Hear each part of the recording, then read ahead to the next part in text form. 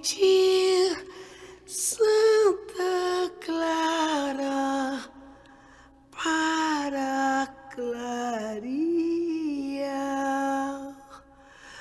Vou pedir, Santa Clara, para me ajudar.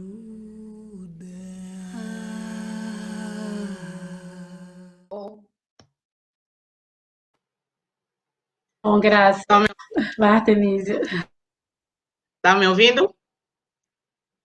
Consegui mudar agora.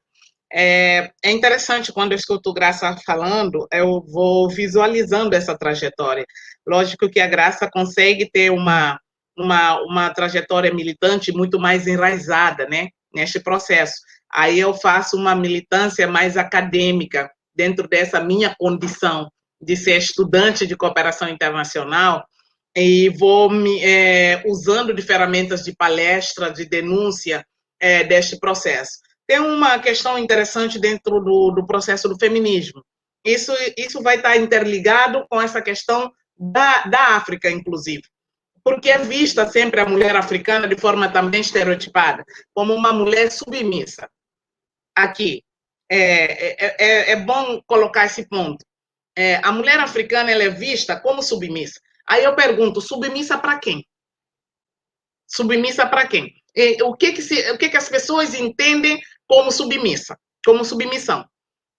Quando você vê uma mulher árabe vestida de burca, a nossa tendência é dizer, coitada, ela está daquela forma, ela não tem como tirar. Mas quem disse que ela se sente coitada?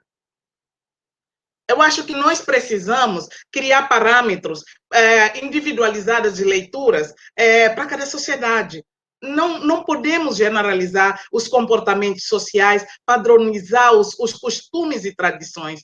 O continente africano é singular e específico ao mesmo tempo, dentro da sua própria, do seu próprio território. Dentro da Guiné-Bissau, nós temos várias etnias com comportamentos diferentes das mulheres, das suas socializações diferentes. E Angola tem várias etnias com comportamentos diferentes, socializações diferentes. Nós não podemos colocar tudo no mesmo caldeirão e dizer que é porque as mulheres africanas são assim, aceitam isso.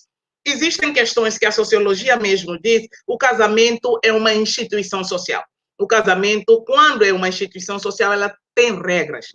Toda instituição social tem regras. Então, quando o casamento tem regras, e casamento no continente africano ele é tradicional, não por contrato social, por civil, na sua maioria das vezes, começa na tradição, depois vai para contrato social, que é um casamento civil, e posteriormente um casamento religioso. E cada etnia tem seus parâmetros culturais que estabeleçam quais são as regras do casamento. E essa mulher, ela socializada dentro dessa cultura, ela entende completamente o que esse casamento significa para ela e por que ela está entrando nesse casamento e qual é a funcionalidade que ela desempenha nesse processo. Mas o nosso olhar de fora é sempre de julgamento, de apontar.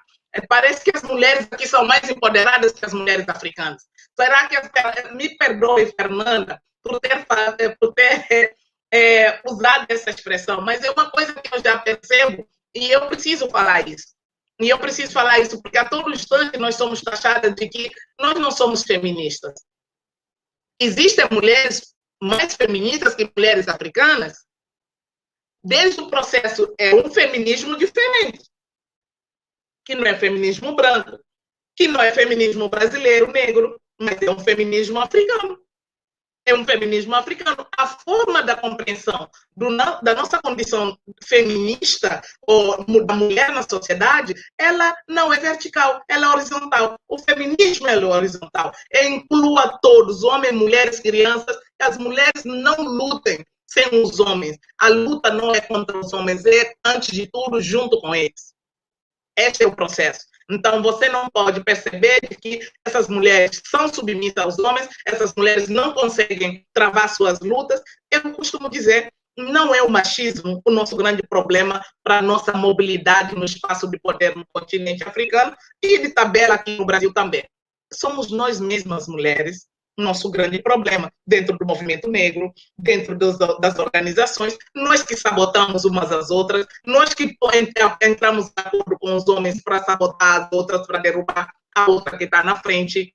Eu que não consigo ter a Fernanda do meu lado para trabalhar, porque ela vai me fazer sombra, ela tem mais qualidades que eu não consigo somar. Enquanto a gente não superar essas nossas deficiências enquanto mulher, para que a sororidade fale mais alto em relação às nossas dissemelhanças, eu acho que nós ainda estaremos aqui falando de que o machismo é o nosso primeiro inimigo. Porque se a gente se juntar, se a gente se unir, não há machismo que vai nos derrubar. Esse processo ele é válido, tanto no Brasil, dentro do movimento negro, quanto também no continente africano, para a mobilidade nos espaços sociais. Nós sempre deixamos que homens decidem nossas vidas. Nós não juntamos entre nós para nos decidirmos enquanto mulheres. Eu acho que esse é um ponto. A outra questão é de que forma que o feminismo, que tipo de feminismo? São vários. Mulheres são diferentes, suas pautas são diferentes. Com certeza, a nossa pauta no continente africano não é a pauta da mulher negra brasileira. Pode ter convergências, pontos em convergências, mas não é a mesma pauta, porque a prioridade entre esses problemas vão ser equacionalizar de forma diferente. Então, eu acho que são os pontos que a gente precisa trazer ao debate para que nós, dentro desse processo de luta da diáspora, desse Atlântico Negro, procurar as nossas especificidades, o que nos soma, não o que nos subtrai. Um outro processo, como é que o movimento negro me fez ter essa ideia e também ir além desse processo. Eu comecei a estranhar a África presente nisso, comecei a fazer parte a partir do núcleo de pesquisa, que é o NEAB, na universidade, e a partir disso nós participamos das reuniões do movimento negro. Com certeza as pessoas não me entendiam o meu questionamento, como também eu também não tinha maturidade acadêmica de compreender essa África recriada e que existiu no Brasil, porque eu não tinha condição, naquele momento, de compreender de que foram várias partes do continente que juntou num lugar aqui no Brasil. É o que nós não temos no continente. Nós temos os nossos lugares individualizados. Isso só a maturidade acadêmica que vai me dar isso mais adiante. Eu vou ter isso, vou me apropriar disso. A vivência etnográfica, as leituras, as minhas interpretações, os diálogos mais amenos que depois a gente vai estabelecer, vai nos dar propriedade para a gente falar deste processo. Eu vivi em Teresina, fui concretamente ficar 10 anos em Salvador da Bahia. Então, em Salvador da Bahia, eu vou ter uma outra dimensão dessa África, a partir de um viés religioso muito forte, porque os próprios africanos falam assim, isso não é África, isso não existe. Aí eu, incrível que pareça, vou entrar como mediadora deste processo e dizer, é África sim, tem acesso e veja que são as particularidades que, no momento de resistência, o pessoal tinha que se juntar a vários encontros culturais dos países que a gente não tem acesso, porque a gente não conhece todo o continente, e que o Brasil hoje guarda como grande riqueza. Eu acho que esses processos vão nos criar uma identidade fortalecida e uma autoidentificação também com o outro, e tentar ter um processo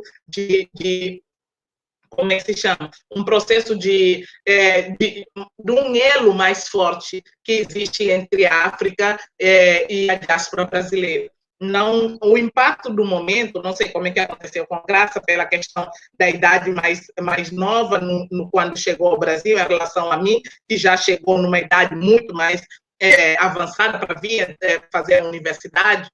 Eu passei por esses processos, mas ao mesmo tempo consegui, dentro de 3 anos, conseguir fazer um projeto de pesquisa com os debates acadêmicos e o rigor científico me direcionando para a parte que eu possa entender de que é possível, sim, o diálogo entre África e Brasil. Esse vai ser o título do meu livro, África e o Brasil, Diálogos Possíveis, Reafricanização das Aparências, a partir da estética, né, como é que se chama, colares, e também as indumentárias, mas que a afirmação em relação à centralidade da cor da pele e o cabelo isso vai fazer com que essa diáspora se destaque em relação ao continente africano, que tem já língua como identidade, que já tem suas tradições culturais, em vez do cabelo, da cor da pele, e, entre outras categorias, né? Então, eu vou percebendo essas questões, vou começar a perceber que a dinâmica das relações raciais brasileiras vai obrigar com que os brasileiros do movimento negro escolhem símbolos que não lhes identificam enquanto negro, a partir de cabelo, indumentárias, cor da pele, black power mesmo, a questão dos cabelos trançados, a identificação da cor da pele e de autoafirmação de ser negro, o que já no continente africano não é tão importante quanto aqui, porque você tem a língua que carece aqui, por conta das diversidades étnicas, e a etnia, a sua pertença étnica, já de forma definida e clara, você já sabe qual é a sua origem, diferentemente do negro brasileiro, que ainda vai fazer uma pesquisa para saber se ele é de Benin, se ele é de Angola, ou se ele é de Guiné-Bissau, ou se é de um outro lugar do continente africano. Então, esses processos a gente vai aprendendo, Fernando, a partir do amadurecimento acadêmico, da convivência, mas foi imprescindível o meu laboratório enquanto pessoa, enquanto acadêmica, foi os grupos de movimento negro. O meu laboratório, enquanto pessoa acadêmica, foi NEAB, Núcleo de Pesquisa sobre Africanidades e Afrodescendência e Faradá, porque a partir daí percebi o meu lugar enquanto negra. Eu sabia que eu era negra, mas a cor da pele não fazia muita diferença no meu mundo de vida, na minha interpretação. E passa a ser o primeiro cartão de visita da minha identificação aqui entre eu e eles. Então, isso passa a me fazer a compreender este processo, essa dinâmica de relações raciais brasileiras, e passo a ver também de que realmente a questão negra ela afeta duplamente, ou às vezes 3 vezes maior, uma mulher em relação a um homem. A mulher negra e ainda pela sua condição de classe social. Eu acho que isso me leva também a ficar muito mais forte. Às vezes, eu paro para visualizar assim, uma imagem, a minha trajetória de 2001 até hoje, de como eu evoluí, porque eu acho que nós somos seres inacabados, uma constante transformação, e eu dou graças a esse meio de convívio, a esses discursos, essas narrativas, e essa alerta, quando você escuta outro falando na palestra, você passa a perceber, você passa a se policiar mais, você passa a ficar mais atenta, você passa a estudar e a se interessar deste processo que é nos comum, mas que a maioria dos africanos não se identificam dentro dessa dinâmica de relações raciais. Por exemplo, nós que chegamos no início de cotas raciais. Então, antes de dizer que ser cotista era como se fosse uma coisa depreciativa, né? Não podia dizer que a pessoa era cotista. O próprio africano, de estudante de cooperação, não se achava cotista, e eu passo a me afirmar como cotista junto com os outros e levando todo mundo junto. Mas aí os meus colegas falavam, não, mas você não é cotista, o que é cotas raciais? Aí eu começava a estimular esse debate sobre cotas raciais. É interessante como o tempo passa, como a gente consegue se apropriar destas discussões, dessas narrativas, e você vê que você construiu bastante. Passo a ser professora de curso de formação sobre história da África, sobre história e cultura africana e afro-brasileira, a partir da Lei 10.639, já na Bahia, o curso de formação de professores, né? Do ensino médio, né, do ensino público, do estadual, do estado da Bahia. Comecei a viajar toda a Bahia para dar esse curso, curso de formação, a gente desconstruindo e fazendo rupturas epistemológicas, você vai pensando que realmente existe uma coisa mais forte que nós, chamado destino. Alguma coisa mais, no fundo, tinha me puxado de que eu teria que estar no Brasil, naquele local, naquele momento, para ser essa pessoa que vai fortalecer, juntar as vozes já existentes das lutas anteriores, porque vamos dizer que Se a gente está dando continuidade ou está somando, é porque existiram vários movimentos anteriores para que o nosso caminho seja menos difícil hoje. Então, eu fiz a minha parte, contribuí bastante com essa África no imaginário social brasileiro, nas escolas. Como dizia uma diretora, esse modismo não vai pegar na minha escola, que é a Lei 10.639.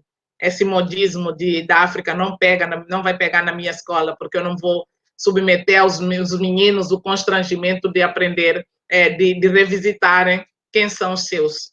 É porque é preciso reescrever urgentemente a história do Brasil a partir de um viés não eurocêntrico, mas a partir de um viés endógeno, a partir de uma história da África endógena também, não da história da África escrita pelos europeus.